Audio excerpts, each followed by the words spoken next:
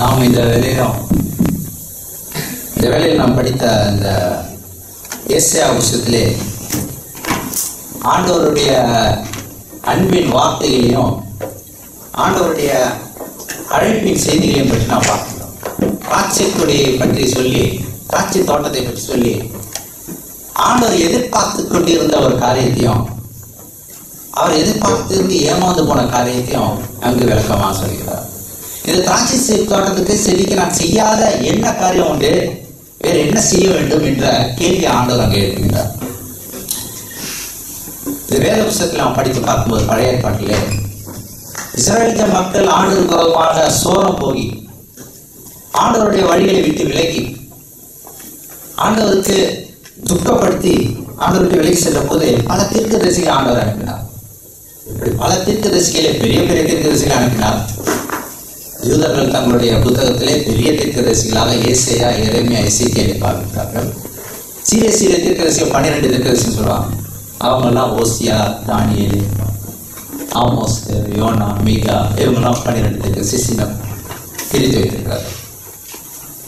ஓசியா தீர்க்கதரிசியை பற்றி பார்க்கும்போது இந்த காலையிலே நாம் ஓசியா தீர்க்கதரிசன புஸ்தகத்திலே எழுதின சில அநேக வார்த்தைகளையே நாம் வேலையில் நாம் படிக்கப்படுகிறோம். இந்த ஓசியா தீர்க்கதரிசி வாழ்ந்த காலகட்டம் இயேசு கிறிஸ்துக்கு முன்னதாக 8 நூற்றாண்டுகளுக்கு முன்னதாக வாழ்ந்த ஒரு மனிதர்.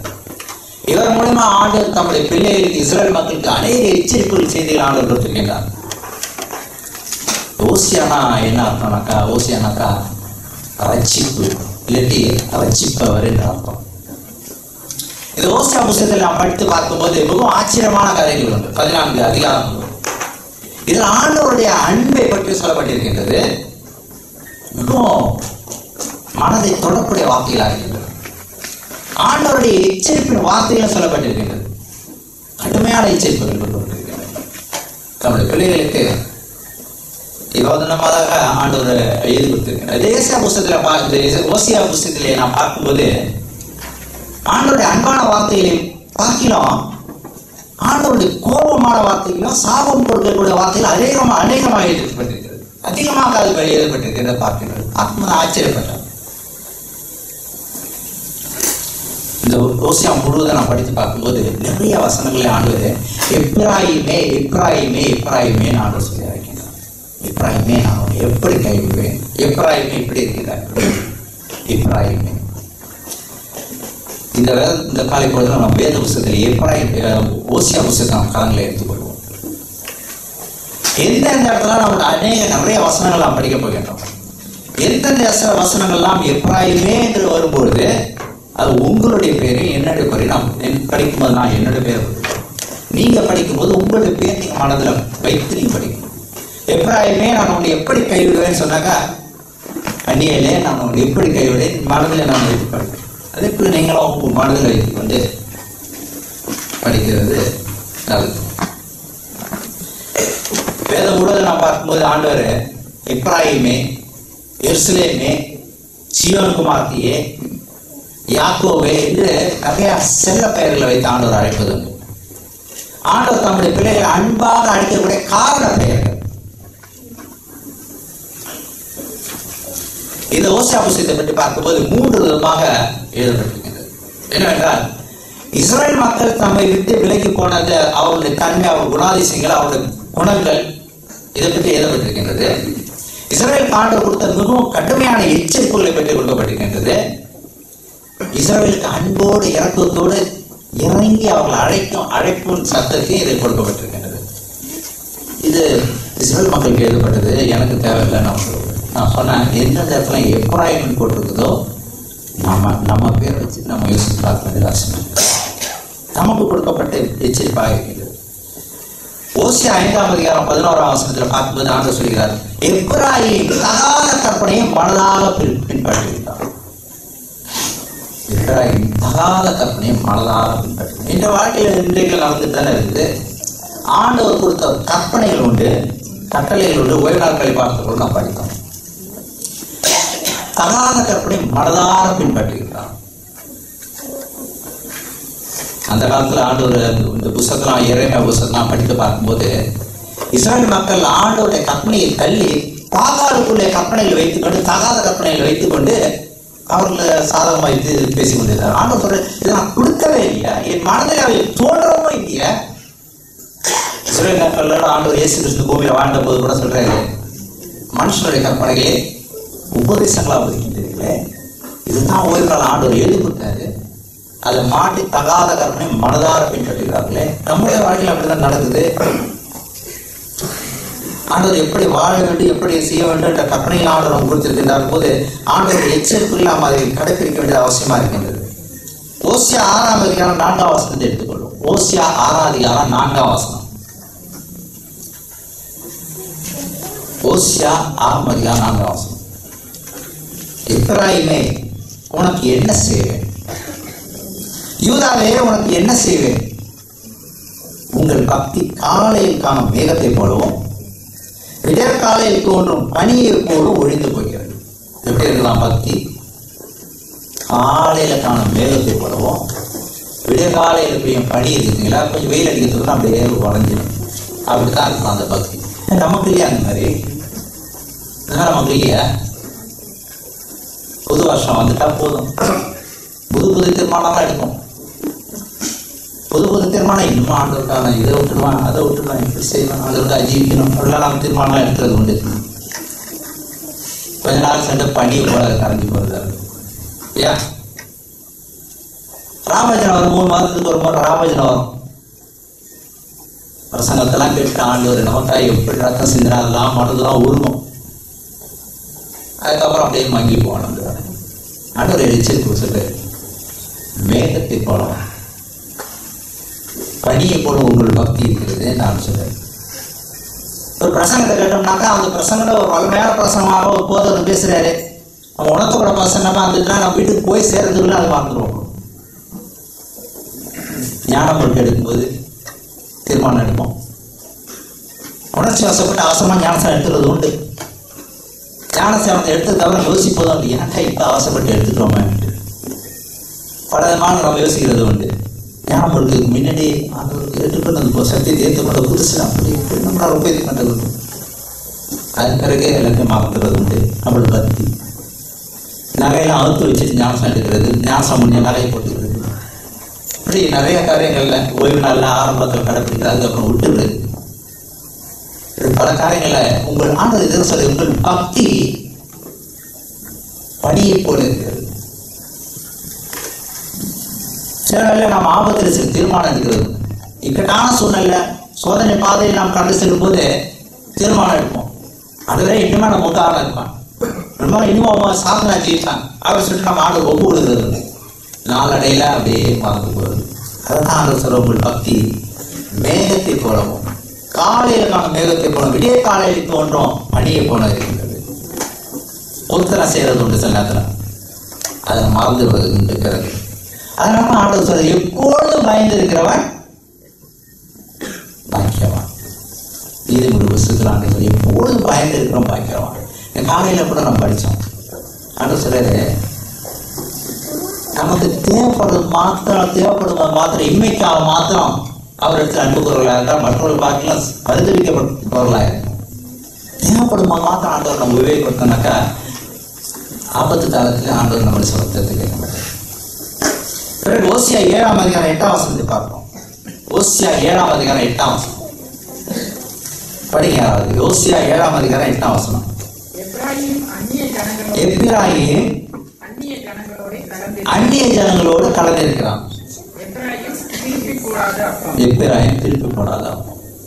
எப்பிராயீம் அந்நிய ஜனங்களோடு கலந்திருக்கிறான். கிறிஸ்தவ பிள்ளைகள் நம்மளோட வாழ்க்கையை நம்ம ஜாக்கிரதையா இருக்கிறது ரொம்ப அவசியமா இருக்குது. உதாரணத்துக்கு சொல்றோம், நம்ம வேலையில இருக்கிறோம். வேலையில செய்யும் போது பல நண்பர்களோடு பல வேலை செய்கிறவர்களோடு நம்ம பழக வேண்டிய சூழ்நிலாம் வரும். அவர்களுடைய பழக்க வழக்கங்கள், அவருடைய பேச்சுகள், அவருடைய வார்த்தைகள்லாம் உலகப்பழமா இருக்கும்போது அந்த உலக ஒரு எல்லையை நாம் தாண்டி போயிடுகிறது. பிறகு அவருடைய பழக்கமாக வார்த்தைகள் பேச்சுகள் நம்மை தாக்கப்படுத்தி நம்மளே விட்டு வேலை செய்யும். நண்பர்கள் மாத்திரம் இது மாத்திரம் இல்லை, ஒரு வேலையை மாத்திரம் இல்லை, நம்முடைய உற்றார் ஒரு யாரா இருந்தாலும் ஆண்டவருக்கு விரோதமாக நம்ம கொண்டு எல்லையை தாண்டி செல்ல வைக்கின்றதோ அதுக்கு நம்ம சரி செய்ய வேண்டியது கடமையா இருக்கிறது. அந்நிய ஜனங்களோடு கலந்திருக்கிறார். அந்நியர்களுடைய பாதிப்பு நம்ம வாழ்க்கையில தாக்கப்படுத்தக்கூடாது என்பதை நாம தெரிந்து கொள்ள வேண்டும். எப்பிராயீம் திருப்பி போடாத அப்பம். திருப்பி போடாத புரியல, நம்ம பாஷையில் சொன்னாதான் நமக்கு புரியும். அவரை கட்டுறாங்க திருப்பி போடாத அப்பம். தோசை சாப்பிட்டோம்னாக்க தோசை 2 பக்கமும் வெந்து போயிருந்தாதான் தோசை. ஒரு பக்கம் மாத்திரம் வந்து இருந்து அதை கொண்டு வந்து வச்சோன்னு வச்சுங்க, தூக்கி மூஞ்சில் அடிக்கிற புஷங்கள்லாம் இருக்கலாம், சாப்பிட முடியாது. ஆண்டவர் சொல்றது, ஒண்ணு நீ அடலாய் இல்ல குளிராய். 2ஆம் கட்ட நிலைமை இருந்து ஆண்டவர் சொல்ற, நம்ம வாயிலிருந்து வாந்தி பண்ண போடுவோம்.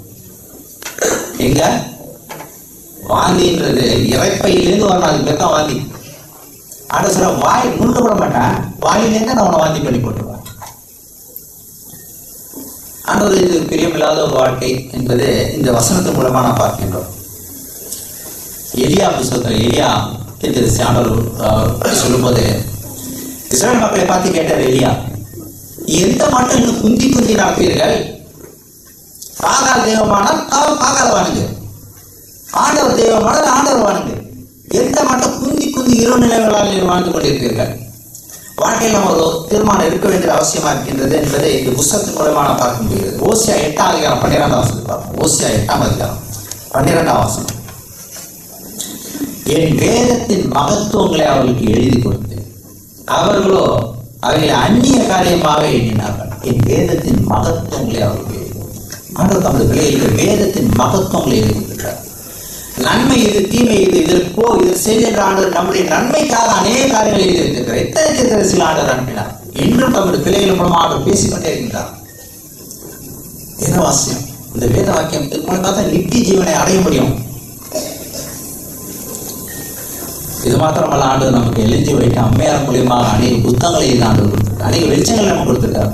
சாக்கு போட்டு சொல்றதுக்கு நமக்கு கடைசி காலத்துல நேரத்தினால இடமே இல்லை. ஓசியா 4ஆம் அதிகாரம் 17ஆம் வசனத்துல பார்ப்போம். நிறைய வசனங்களை ஓசியா மூலியமா ஆண்டவர் கொடுத்தோடைய வசனங்களை நாம் பார்க்கிறது பெரிதா இருக்குது. ஓசியா 4ஆம் அதிகாரம் 17ஆம் வசனத்துக்கு வரும். எப்பிராயீம் விக்கிரகங்களோட இணைந்திருக்கிறான், அவனை போக விடு. எப்பிராயீம் விக்கிரகங்களோடு இணைந்திருக்கிறான், அவனை போக விடு. நான் என்னைக்கு மாறணும், என்னைக்கு ஞானசம் எடுத்தோம்னா அப்பெல்லாம் விக்கிரகத்தெல்லாம் நிறுத்திட்டாங்க, சிலையெல்லாம் மடங்குறதே கிடையாது. இப்பெல்லாம் மக்கள் போறது இல்லைங்க. இருக்கலாம் சொல்லலாம், நமக்குள்ள விக்கிரகம் இல்லையா? நமக்குள்ள விக்கிரகம் இல்லையா? கிரகம் என்பது தேவனுக்கு ஸ்தானம். அதை நான் பார்க்க கூடாது. எது எதெல்லாம் தேவனுக்கு மேலாக எனக்கு உட்காருதோ அதெல்லாம் விக்கிரகம். ஒரு லிஸ்ட் போட்டு பார்க்கணும் நம்ம மனசுக்குள்ள, என்ன நான் எனக்கு மேலா, ஆண்டவருக்கு மேலா என்ற வாழ்க்கை எது இதெல்லாம் பிடிக்குதுன்னு சொல்லிட்டு நம்ம யோசிச்சு லிஸ்ட் போடணும். போட்டோம்னா நிறைய லிஸ்டே வரும். உதாரணத்துக்கு சொல்றேன், நம்ம நேரங்கள் ஆண்டவர் நம்ம கொடுக்கறது, பணம் ஆண்டவர் கொடுக்கறது, இதெல்லாத்தையும் நம்ம கணக்கு ஒப்பிக்க வேண்டியவர்களா இருக்கணும். தாளந்துகள் கணக்கு ஒப்பிக்க வேண்டியவர்களா இருக்கணும். நம்மளுடைய நேரத்தை பற்றி பார்க்கும்போது எவ்வளவு நேரம் நம்ம வீணடிக்கிறோம். ஒரு ஆய்வாளர் எடுத்துக்கிறாங்க, பேஸ்புக்ல ஒரு நாளைக்கு 3 மணி நேரம் ஒரு மனிதர்கள் சராசரி ஜனங்க ஏறக்குறைய ஒரு நாள்ல 24 மணி நேரத்துல 3 மணி நேரம் பேஸ்புக்ல டைம் ஸ்பெண்ட் பண்றாங்க. தவறு கிடையாது, பேஸ்புக் எல்லாரும் யூஸ் பண்றது நல்லதும் இருக்குது, தீமையா இருக்குது. இல்ல இன்டர்நெட்ன்றது எல்லாம் நன்மையும் தீமையில, அது எப்படி பாம்பு பாவிக்கிறோமோ அது பொறுத்தாரு. சராசரி மனிதர்கள் 3 மணி நேரம் யூஸ் பண்றாங்க. ஜபம் செய்யும் போது ஒரு 3 நிமிஷம் 30 நிமிஷம் அதுக்கு மேல தாண்டது இல்லை. நம்ம ஜபத்தை அந்த சார் விக்கிரத்தோடு நினைந்து அவனை போக விடு.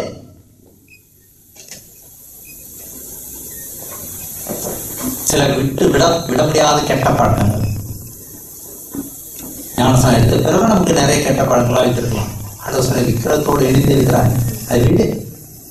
ஞானசம் எடுத்து இவ்வளவு வருஷம் காப்பியை விட முடியலங்க என்னால. காப்பி நான் விடலான்னு பார்த்தா கூட அது என்ன விட மாட்டேதுங்க. நீங்கள் தேவனோட ஆலயம், அந்த ஆலயத்தை எவன் கெடுக்கிறானோ அதனை நான் கெடுக்கிறேன்.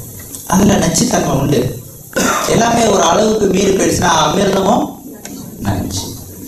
எதெல்லாம் எல்லை தாண்டக்கூடியதா இருக்குதோ அதுக்கு நம்ம ஒரு முட்டுப்பிள்ளை ஆண்டவர் இப்படியே இருந்தா அது நீ விக்கிரகத்தோடு இணைந்திருக்கின்றார், அவனை போக விடு என்று சொல்கின்றார். 1 சாமுவேல் 15:23 படிக்கும்போது 1 சாமுவேல் 15:23 நான் ஒரு கேள்வி கேட்கிறேன். யாராவது பிலிஸ்தீன் யாருக்காவது வச்சிருக்கீங்களா? இல்ல செல்ஃப் வருது. இல்ல செஞ்சது இல்ல. ஆண்டவர் சொல்றாரு பாருங்க. 1 சாமுவேல் 15:23 ரெண்டகம் பண்ணுதல் பில்லி சூனிய பாவத்துக்கு சமம். ரெண்டகம் இங்க உள்ளது, அங்க சொல்றது, அங்க உள்ளது, இங்க சொல்றது, பகையை உண்டாக்குறது. நான் பில்லி சூனிய செஞ்சதே இல்லைன்னா ஆண்டவர் சொல்றது ரெண்டகம் பண்ணினா நீ பில்லி சூனிய செஞ்சுட்ட. பயமா இல்ல? ஆண்டவர் எப்படி பில்லி சூனியத்துக்கு சமமா? மந்திரவாதி நான் போப்பா, அதெல்லாம் பெரிய பாவம், மோசமானது. மந்திரவாதிலாம் போகாது, மந்திரம் வைக்காது, பில்லி சூனியா வைக்காத. இது ரெண்டாம் மண்ணாலே பில்லி சூனிய செஞ்சுட்டேன். அதெல்லாம் ஆண்டவர் சொல்லி இச்சையோட இருக்க பார்த்தாலே பாவம் செஞ்சுட்டேன். நம்ம பாவத்தை பகுத்து வேற வச்சு லெவல்லாம் பார்க்குறோம். அதே இது 15:23 கொரட்டாட்டம் பண்ணுதல் அவபக்திசம். இதுதான் சத்தியம். இதை வழி நட திருந்துன்னு சொன்னாக்கா முரட்டாட்டம் பண்ணுதல் அப்படித்தான் இருப்பான். அவபக்திசம் விக்கிரக ஆராதனைக்கு சரியா இருக்கிறது. முரட்டாட்டம் பண்ணுதல் விக்கிரக ஆராதனைக்கு சரியா. சிலையை நம்ம போய் வணங்குறதுல நிறுத்திட்டோம். ஆனா வேறு விதமான விக்கிரகங்கள் நம்மளோடு இணைந்திருக்கின்றத. எப்ராயிமே நீ விக்கிரகத்தோடு இணைந்திருக்கின்றாய், அவனை போடு அவர் எச்சரிக்கை கொடுக்கின்றார். பண ஆசை. நம்ம பணம் தேவைதான், சம்பாதிக்கிறோம், பணம் தேவை. ஆனா அது ஆசையா போயிடுச்சுன்னு வச்சுங்க, அளவு மீறி போயிடுச்சுன்னு வச்சுங்க, பணம் எல்லாத்தையுமே வேறா போயிடும். தங்களுக்காக இச்சித்து எடுத்துக்கொள்வார்களாக மாறிடுவோம் நம்ம. அதையும் ஆண்டவர் சொல்றாரு, பண ஆசை பொருளாசை. பொருள் இருக்கிற பொருள் பார்த்தா இன்னும் வேணும் இன்னும் வேணும். ஆம்பளைங்களுக்கு ஒரு விதமான பொருளாசை இருக்கும், பொம்பளைங்களுக்கு ஒரு விதமான. பொம்பளைங்க கூட கொட்டவையெல்லாம் அட்டிக்கு ஒரு கொட்டவை தான் நிறைய வரும். கலர் கலரா இருக்கு, அந்த பொண்ணு பட்டுக்கிட்டு எதை கட்டுறதுன்னே தெரியாம உட்காந்துட்டு இருப்பாங்க. எல்லாத்துக்கும் ஒரு அளவு உண்டு. ஆம்பளைக்கு புதுசா ஏதாவது வந்துச்சுன்னா உடனே வாங்குறது, ஏன்னா வேற அவங்களுக்கு பல விதமான ஆசைகள் உண்டு. எல்லா வேலையும் தாண்டும் போது அது நமக்கு ஒரு விக்கிரகமா மாறி, அது ஒரு விக்கிரகமா மாறிட்டு போயிடும். ஏன்னா நமக்கு அது கணக்கு ஒப்ப வேண்டியவராக இருக்கும். கொலோசியர் 3:5 ஆண்டவர் விக்கிரக ஆராதனையான பொருளாசை. பொருளாசை விக்கிரக ஆராதனையாம். கஷ்டமா இருக்குல்ல ஏற்றுக்கொள்றதுக்கு. விக்கிரகத்தை நான் வணங்குறதை நிறுத்திட்டேங்க, சிலையெல்லாம் நிறுத்திட்டேங்க, பொருளாசை இருக்குது. ஆண்டவர் பொருளாசையான விக்கிரக ஆராதனை இதையெல்லாம் அழித்து போடுங்கள்ன்றாரு பவுல். எபேசியர் 5:5 இதை யாராவது எடுத்து வாசிப்போம். எபேசியர் 5:5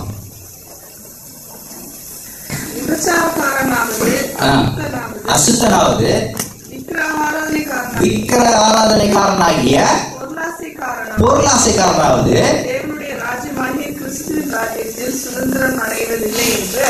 பொருளாசைக்காரன் விக்கிரக ஆராதனை ராஜ்யத்துல வர முடியாதாங்க. நான் சிலையை வணங்குறது கிடையாது. ஆனா என்ன பொருளாசை நமக்கு இருக்கும்போது பொருளாசைக்காரர்கள் தேவனுடைய ராஜ்யத்தை சுதந்திரிப்பது இல்லை.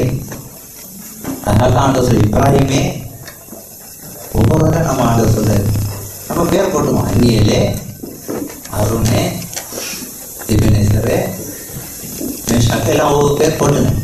விக்கிரங்களோடு இணைந்திருக்கின்றார். நம்ம மனதுக்குள்ள எது எதுனாலும் ஆண்டவருக்கு மேலாம நிற்கிது, விக்கிரமாய வாழ்க்கையில் நின்றுட்டு இருக்குது. அதை நம்ம யோசித்து பார்த்து அவைகளை விட வேண்டியது அவசியமா இருக்கின்றது. ஆண்டவர் சொல்ற விக்கிரங்களோடு இணைந்திருக்கிறார் போக விடு. ஆண்டவர் நம்முடைய பிள்ளைகளை எப்படி நம்ம எந்த பல விதமான விக்கிரகம் ஏதாவது நம்ம மாட்டிட்டு இருக்கலாம். ஆண்டவர் அந்த விக்கிரகத்தை ஆண்டவர் பார்த்து சொல்றாரு, நீ அவனை ஆண்டவர் சொல்ற பல சோதனைகள் மூலமா ஆண்டவர் தம்முடைய பக்கத்திலே ஆண்டவர் இழுக்க விரும்புவார். தம்முடைய பிள்ளைகளுக்கு சோதனை அனுமதிப்பது ஆண்டவர் அனுமதித்து அவரை தம் பக்கமா இழுக்கிறதுக்கு பல முயற்சிகள் ஆண்டவர் செய்வார். பல வாய்ப்புகளை கொடுப்பார், பல சந்தர்ப்பங்களை கொடுப்பார். சோதனை மூலமா ஆண்டவரோடு நெருங்குவதற்காக அனுமதிப்பது உண்டு ஆண்டவர்.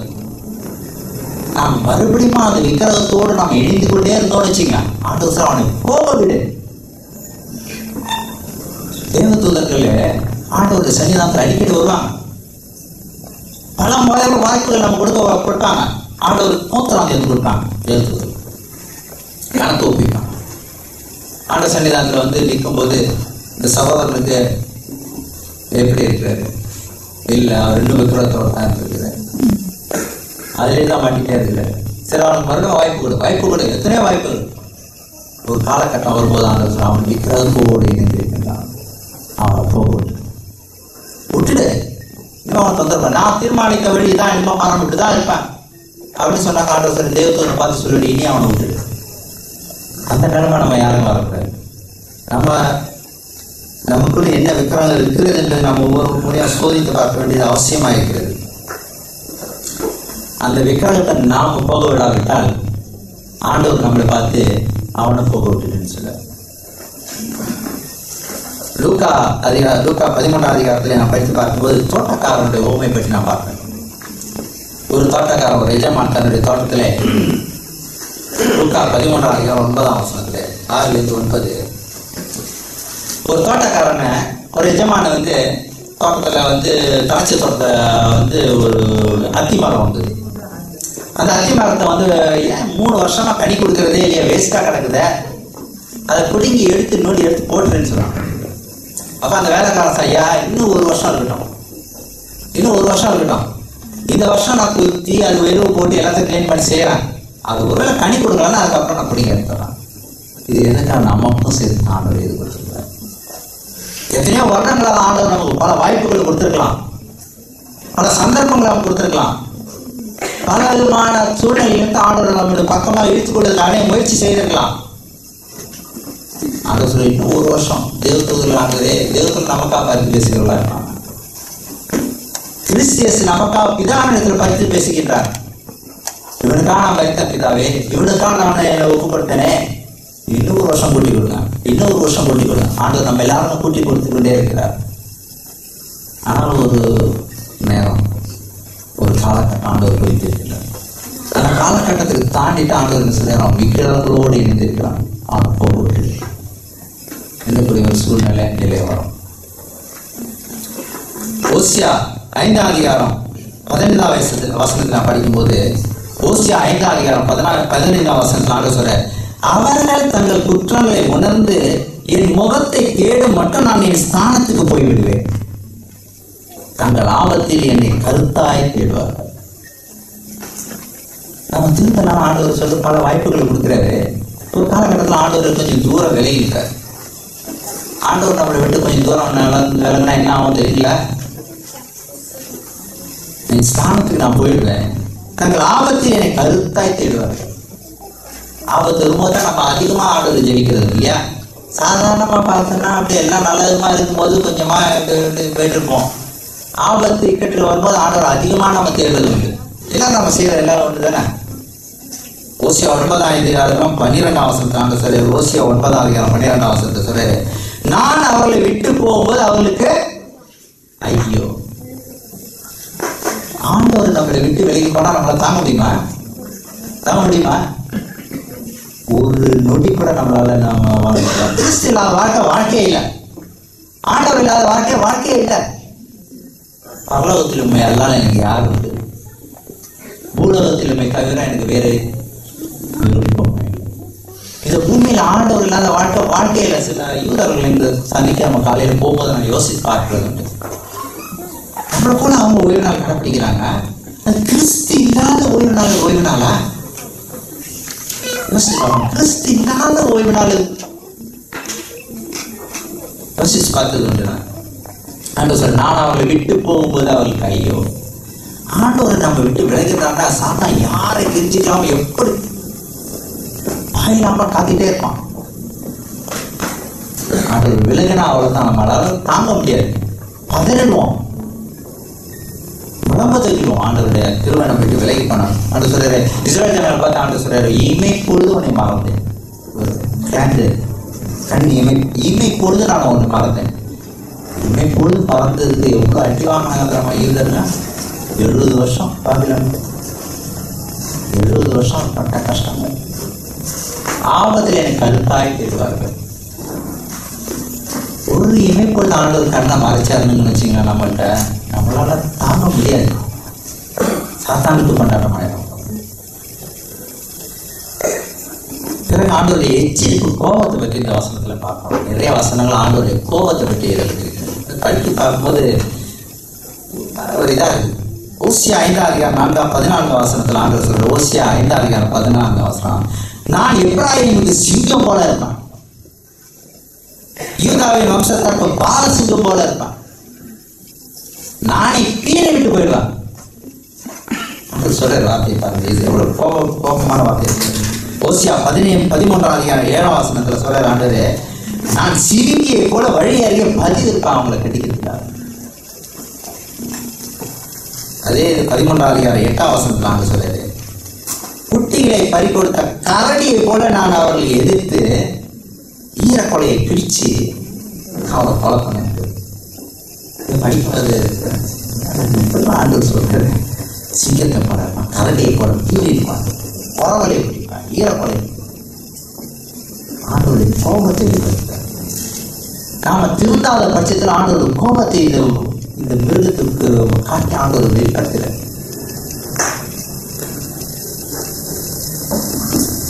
அதே 12ஆம் வசனம் 13ஆம் அதிகாரம் 12ஆம் வசனத்தை படிக்கும்போது, எப்ராயிமின் அக்கிரமம் கட்டி வைத்திருக்கிறது, அவன் பாவம் பத்திரப்படுத்தப்பட்டிருக்கிறது. அறிக்கை செய்யாத பாவங்கள் எல்லாம் எவையெல்லாம் ஆண்டவர் பரிசாவியானவர் நம்ம உணர்த்துறாரோ அது எல்லாம் அறிக்கை செய்து விட்டு பாவம் மன்னிப்பு பெற்றவங்களாம் இருக்கணும். சின்ன பாவம் தானே, எல்லாம் ஒரு பாவமா நம்ம அதெல்லாம் அந்த அளவுக்கு ஆண்டவர் அப்படிலாம் கிடையாது சொல்லிட்டு நம்ம சாக்கு சொல்லிக்கலாம். இதெல்லாம் ஆண்டவர் அந்த அளவுக்கு கண்டிஷனாக இருக்க. அறிக்கை பண்ணாத பாவம் எல்லாம் அறிக்கைப்பட்டு விட்டுட்டு இறக்கம் பெற்றிருக்கணும். பாவங்களை மறைக்கிறான் வாழ்வாடைய மாட்டாங்க. அறிக்கை செய்து விட்டு விட்டோம்னா இறக்கம் பெறுவான். அந்த அறிக்கை செய்து விட்டு விட்ட அந்த நம்பிக்கை சந்தோஷத்தை நம்ம உள்ளத்தில் இருக்கணும். பாவங்கள் மன்னிக்கப்பட்ட நிச்சயத்தை உடையவங்களா இருக்கணும். இல்லைன்னா அதை சொல்ற ஒரு பாவம் பத்திரப்பட்டு இதெல்லாம் பாவங்களை நம்ம நினைச்சுக்கலாம்.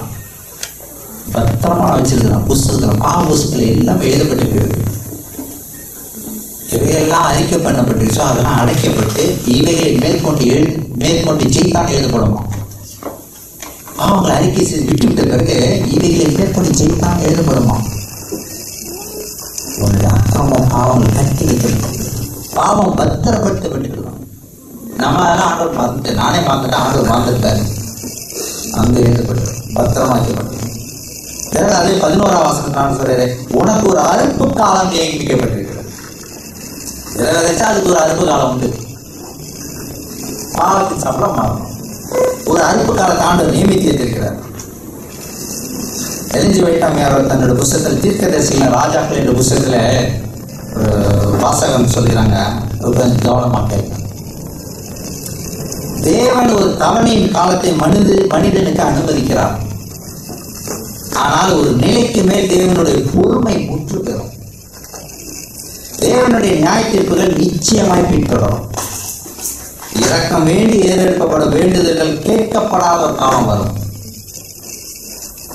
சத்தியத்தின் ஒளியை தொடர்ந்து மறுதளிக்கிற கழக கூட்டத்தார் பூண்டோடு அழிவார்கள். இதுதான் நமக்கு காலம். நம்ம பிறகு காலம் கடந்து நம்ம போய் ஜெயிச்சோன்னு இறக்கத்துக்காக மாட்டாடுனோம்னா அந்த ஜெபம் கேட்கவே படாதான். கழக கூட்டத்தார் அழிக்கப்படுவார்கள் சொல்றாங்க. ஒவ்வொரு காலத்துக்கும் ஆண்டு ஒரு காலத்தை